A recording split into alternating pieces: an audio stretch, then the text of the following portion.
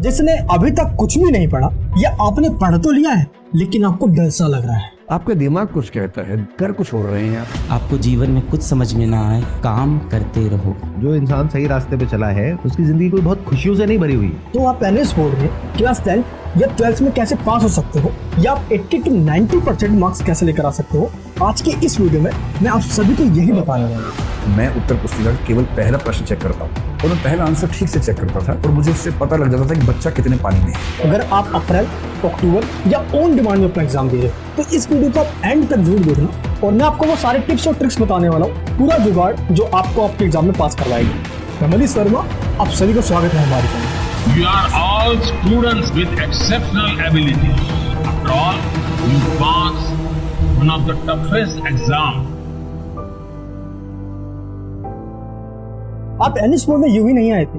आप जिस हालात में एनएस बोर्ड में आए थे, जो सोचकर एनएस बोर्ड में आए थे, आपको वो पूरा करना है। क्लास 10 या 12th में पास होना है क्योंकि अब आपके करियर का सवाल है और आपके करियर से ज्यादा बड़ा कुछ भी नहीं हो सकता। जिस उम्मीद से आप एनएस बोर्ड में आए थे कि यहाँ से पास होकर या जो आपका सपना है आगे जेईई मेंस का, नीट का, हायर एजुकेशन में एडमिशन का, जो भी आप करना चाहते हो वो आप कर सको और इसके लिए आपको एनएस बोर्ड से पास होकर एनएस का सर्टिफिकेट लेना होगा। सबसे पहले आप इस डाटा को देखिए, इन ईयर्स के अंदर क्लास 10th में इतने परसेंटेज और क्लास 12th में इतने परसेंट स्टूडेंट से पास होता है।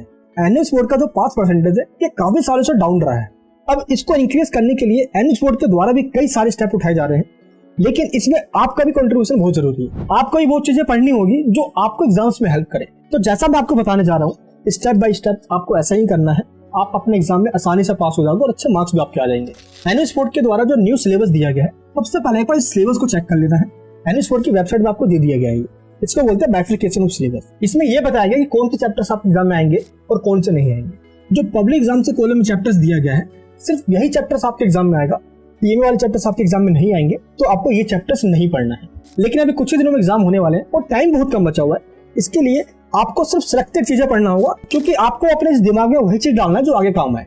अब आपको मान लो भूख लगी है, तो आप एक टाइम पे जितनी रोटी खा सकते हो आप उतनी ही रोटी खाओगे। अब चाहे आप 4 रोटी खाते हो, 5 खाते हो, 6 खाते हो, लेकिन अगर आप लिमिट से ज्यादा रोटी खा लोगे तो आपको वोमिटिंग हो जाएगी। सेम यही कंडीशन आपके दिमाग के साथ है। अब आप सोचोगे ये भी पढ़ लेता हूँ, ये भी पढ़ लेती हूँ, इतना सब कुछ खत्म कर लेती हूँ, ये भी पढ़ लूंगा, सब कुछ कर लूंगा। ऐसा नहीं हो सकता। आपको लिमिटेड चीजों को ही पढ़ना होगा ताकि आपका दिमाग उसको झेल सके और जो आप पढ़ो आपको एग्जाम तक याद भी रह सके। इसके लिए आपको क्या करना होगा, आपको देखना होगा marks weightage.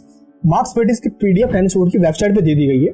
Question paper design वाले कॉलम में आपके पास जो सब्जेक्ट है उसको डाउनलोड कर लीजिए। इस पीडीएफ के अंदर आपको बताया गया है मार्क्स वेटेज, यानी कि कौन सा चैप्टर कितने मार्क्स में आपके एग्जाम में आने वाला है। अब इससे आपका ये फायदा होगा कि जिसका मार्क्स वेटेज ज्यादा है आपको उन चैप्टर्स को सबसे पहले करना हो, क्योंकि मोस्टली क्वेश्चन उन्हीं चैप्टरों से आने वाले हैं। तो इससे आपकी ये हेल्प हो जाएगी। लेकिन एग्जाम्स के लिए पढ़ना क्या होगा, अब जिसने अभी तक कुछ नहीं पढ़ा है या आपने थोड़ा बहुत पढ़ भी लिया है, तो आपको क्या करना होगा। देखिए, एनएस बोर्ड के ऑफिसर से जब मेरी बात होती है या जब भी कोई मीटिंग्स अटेंड करता हूँ, तो उनमें यही डिस्कशन किया जाता है कि एनएस बोर्ड का जो क्वेश्चन पेपर है वो एनएस बोर्ड की बुक से ही बनाया जाएगा। इसलिए मैं भी आपको यही कह रहा हूँ कि आपको एनएस बोर्ड की जो बुक्स है इसको इग्नोर नहीं करना। कई सारे स्टूडेंट्स के पास बुक्स नहीं आई है, लेकिन थोड़ा सा आपको कोऑपरेट करना होगा। जो पीडीएफ दी गई है एनएस बोर्ड के द्वारा उससे पढ़ लीजिए, कोई बात नहीं, लास्ट टाइम है, बस जैसे तैसे करके एक बार पढ़ लीजिए, आप पास होकर यहाँ से निकल जाइए। फिर आपको जो आए करना है वो करते रहिए, लेकिन एनएस बोर्ड में आए हो तो पास होकर ही जाना है। अब एनएस बोर्ड की जो बुक्स है आप एक बार डाउनलोड कीजिए। आपको बुक्स से कैसे पढ़ना होगा, देखिए जो भी आपके चैप्टर सारे एग्जाम में उस पीडीएफ ऑन कर लीजिए। आपके पास बुक है तो उस बुक को ओपन कर लीजिए। देखिए यहाँ पे लिखा होता है ऑब्जेक्टिव्स। इन ऑब्जेक्टिव्स में से जो पॉइंट्स यहाँ पे दिए गए हैं, इन्हीं पॉइंट्स को एनएस बोर्ड वाले क्वेश्चन बना कर दे देते हैं। तो सबसे पहला काम आपका क्या होना चाहिए, इन पॉइंट्स को हल्के में एनएस बोर्ड की बुक से एक बार रीड कर लीजिए। रीड करने का फायदा ये होगा, जब आप एग्जाम में क्वेश्चन को देखोगे तो आपको वो लगेगा कि अरे यार ये तो मैंने वहां पढ़ा था। कई बार ऐसा होता है जब कोई चीज हम अचानक से देखते हैं, अरे यार ये तो मैंने वहां पढ़ा था, तुरंत आपको याद आ जाती है और फटाफट आप उसको लिख देते हैं। तो ये चीज आपको बहुत हेल्प करेगी, कॉन्सेप्ट आपको समझ में आ जाएगा। जब आप 2 से 2.5 घंटे की पूरी मूवीज देख लेते हो और मूवीज की एक एक पार्ट आपको याद हो जाता है, जब भी आपको कोई फ्रेंड पूछता है तो आप एक ही चीज उसको बता देते हो, हाँ यार उसके बाद ये घटना हुई थी, उसके बाद ये घटना हुई थी। क्यों? क्योंकि आपने विजुअल्स में उनको देखा हुआ है। तो सेम आपको क्या करना है, जब भी आप चैप्टर को रीड करो तो मन में रीड करो, क्योंकि मन में रीड करने से स्पीड बढ़ जाती है। और जो भी आप रीड कर रहे हो इमेज क्रिएट करो और इस तरीके से चैप्टर्स को स्टोरी में समझो। स्टोरी में जो चीज समझोगे वो कभी नहीं भूलोगे। तो यही आपको करना है। तो बिना एनएस बोर्ड के बुक्स पढ़े कुछ नहीं हो सकता। जो भी क्वेश्चन बनेगा वो एनएस बोर्ड के बुक से ही बनेगा। तो ब्रीफली में आपको रीड जरूर कर लेना है, जो पॉइंट्स आप रीड कर सकते हो। जैसे आप रीड कर लेते हो फिर आपको क्वेश्चंस एंड आंसर को एक बार लर्न करना है, क्योंकि एग्जामिनेशन में क्वेश्चन एंड आंसर आएंगे। अब आपको इसकी प्रैक्टिस करनी होगी। इसके लिए हमने आपको क्वेश्चन बैंक दिया है। ये ऐसे नोट्स है जिसमें ऑब्जेक्टिव और सब्जेक्टिव टाइप्स के सारे क्वेश्चन दे दिए गए हैं और इसमें 100+ क्वेश्चन हैं। फिजिक्स के देख सकते हो आप, ये नोट्स हैं। केमिस्ट्री के देख सकते हो आप, पॉलिटिकल, हिस्ट्री, पेंटिंग, जितने भी आपके सब्जेक्ट थे इनके नोट्स आपको दे दिए गए हैं। इन नोट्स की खास बात ये है कि आपको मोटी मोटी बुक्स नहीं पढ़नी होगी। क्वेश्चन आंसर को पढ़ने से ही आपके कॉन्सेप्ट क्लियर हो जाएंगे।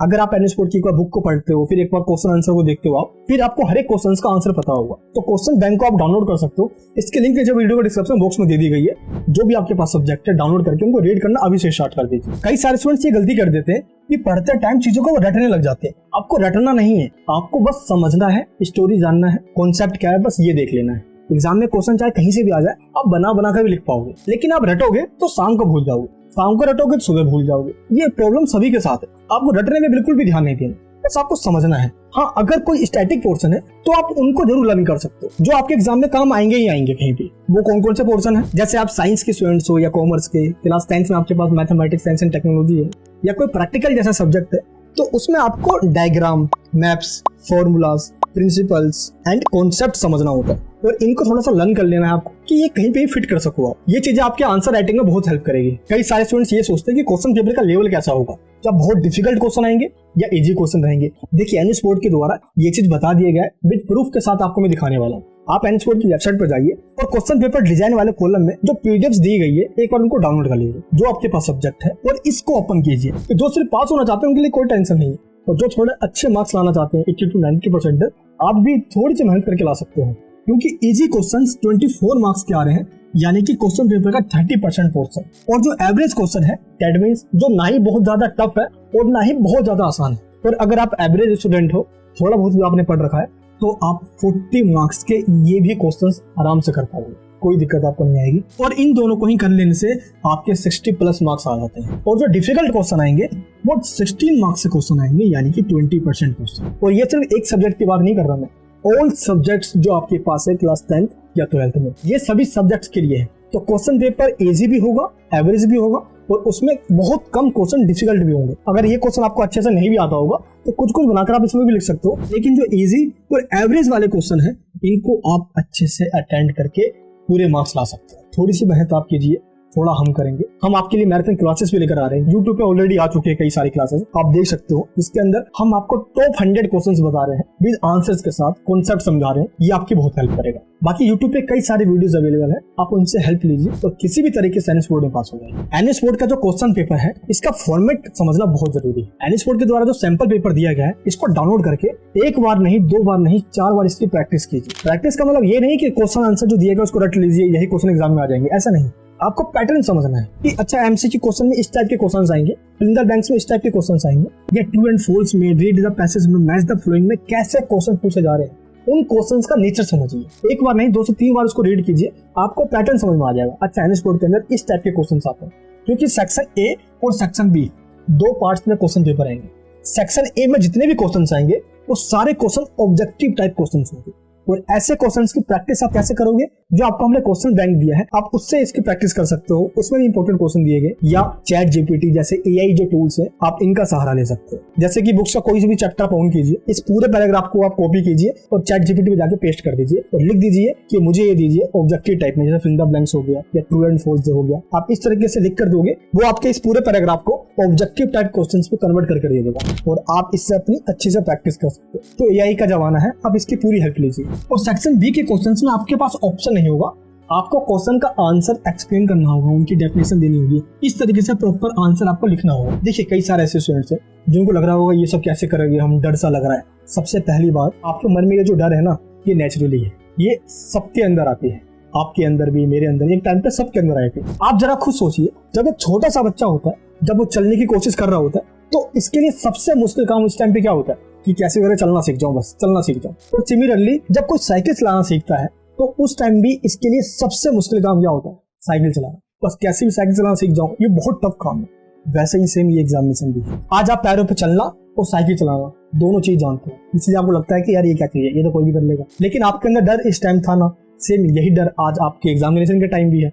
तो ये डर रहता है, ये डर आना जरूरी भी है, लेकिन घबराना नहीं है। आपको बस अपने ऊपर विश्वास रखना है और आप अपने कल को मत भूल जाना, उसको ध्यान रखना कि आप चाहते हो कि आपका फ्यूचर भी ऐसा हो। आप जिस हालातों में जी रहे हो या जिस पल को काट कर आप एनएस बोर्ड में आए हो, अब आपको किसी भी तरीके से अपने सपने को पूरा करना ही होगा, क्योंकि आपसे कई ज्यादा उम्मीद आपके पेरेंट्स ने आपसे लगा रखी, बस वो बोलते नहीं, उनको कुछ कर दिखाना है। और इसके लिए 10th या 12th का ये जो एग्जामिनेशन है, बस किसी भी तरीके से इसको पास कीजिए और अच्छे मार्क्स से पास कीजिए। इस टाइम पे यही आपके लिए सबसे बड़ा टास्क है। बाकी आपको अपने माइंड को कंट्रोल में रखना है।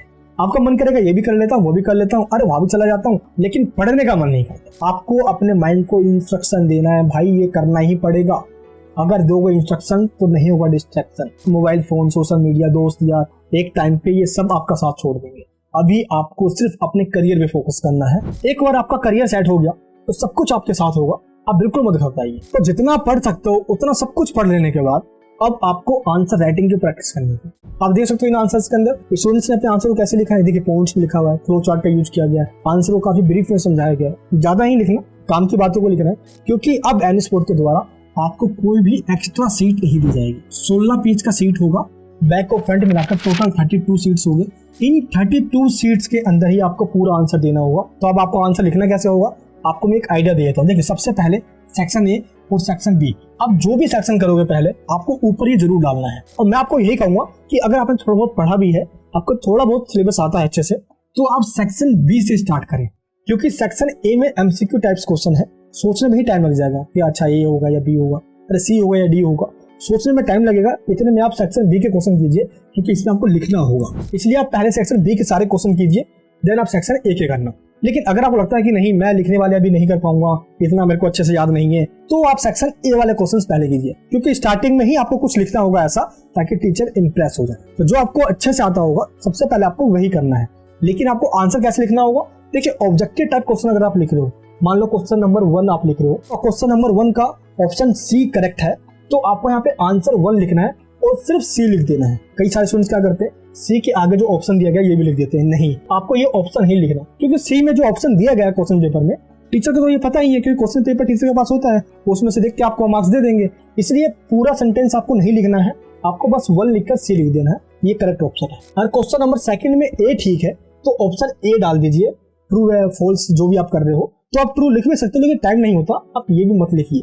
कई सारे स्टूडेंट्स लिख देते हैं, इसलिए मैंने आपको यहाँ पे क्लियर यहाँ बता दिया है। एंड अगर आप मैचअप वाले क्वेश्चन कर रहे हो, मैच द फ्लोइंग वाले, तो फर्स्ट ऑप्शन ए या बी सी किस में है, सेकंड किस में है, बस आपको ये लिख देना है। जैसे फर्स्ट बी में है, सेकंड डी में है, थर्ड सी में है, फोर्थ ई में, बस हो गया आपका आंसर। आपका सिर्फ कुछ सेकंड लगेगा सिर्फ ये लिखने में, और अगर आप पूरा ऑप्शन लिखने लग जाओगे तो इसी में टाइम निकल जाएगा, सेक्शन बी पूरा छूट जाएगा। इसलिए आपको आंसर को इस तरीके से लिखना है। सेम फिंगर ब्लैंक्स में भी आपको ऐसे लिखना है, ऑप्शन फर्स्ट डालकर जो उसका ऑप्शन ठीक है, ए बी सी डी जो भी उसका करेक्ट ऑप्शन है, अगर ऑप्शन दिया गया है तो वो लिखिए, अगर ऑप्शन नहीं दिया गया तो आपको प्रॉपर इस तरीके से आंसर लिखना होगा। तो ये हो गए ऑब्जेक्टिव टाइप्स वाले क्वेश्चन। लेकिन सब्जेक्टिव वाले क्वेश्चन में आपको इस तरीके से आंसर देना होगा, पॉइंट्स में लिखिए बस, एंड कोशिश कीजिए एग्जाम्पल देने की, एंड फ्लो चार्ट्स का यूज कीजिए जैसे इन आंसर्स पे यूज किया गया है। इससे आपका आंसर काफी इंप्रेसिव हो जाता है। तो टीचर्स आपके आंसर शीट चेक करते हैं, वो स्टार्टिंग के ही क्वेश्चन देखते हैं, और जो क्वेश्चन आपको नहीं आ रहा होता है आप उस पर एक चीज जरूर कर सकते हो। मान लो आपको ये क्वेश्चन दिया गया है और आपको समझ में नहीं आ रहा क्या लिखूं, आपको इतने अच्छे से नहीं आता, तो आप क्या कीजिए, स्टार्टिंग का एक लाइन इस क्वेश्चन को ही बनाकर थोड़ा लिख दीजिए, और एंड का जो लाइन है उसको क्वेश्चन से रिलेटेड थोड़ा बहुत बना के लिख दीजिए। बीच में आप थोड़ा सा मिर्च मसाला डाल सकते हो।